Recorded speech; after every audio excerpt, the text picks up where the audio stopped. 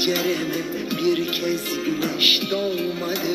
Sen gittin ya, senden sonra mutluluğum olmadı. Senle geçen günlerimin değerini bilmedim.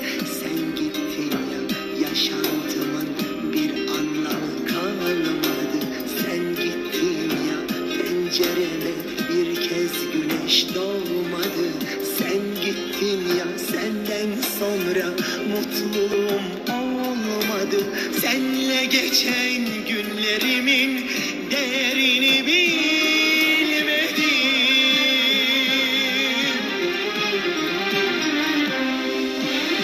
Özledim teninin kokusunu, özledim, özledim sımsıcak nefesini, özledim, özledim sohbetini, o sesini özledim. Gelmedin göz bebeğim, can yoldaşım gelmedin.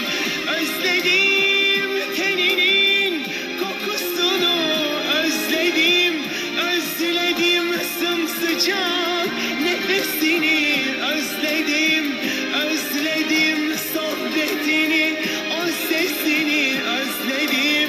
Gelmedin göz bebeğim, can yoldaşım gelmedin.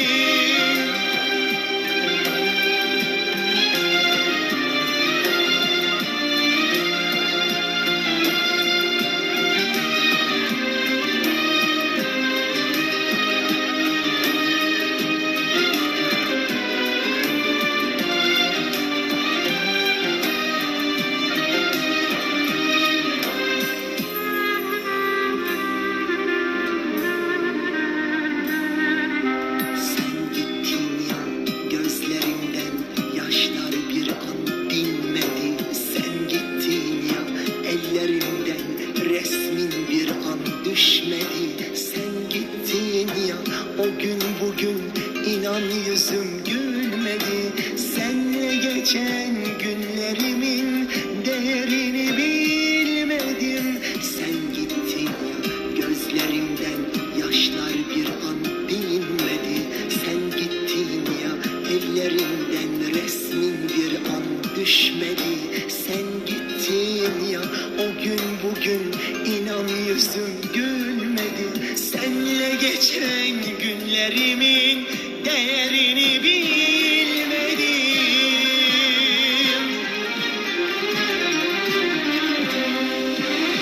Özledim teninin kokusunu, özledim, özledim sımsıcak nefesini, özledim, özledim sohbetini, o sesini özledim.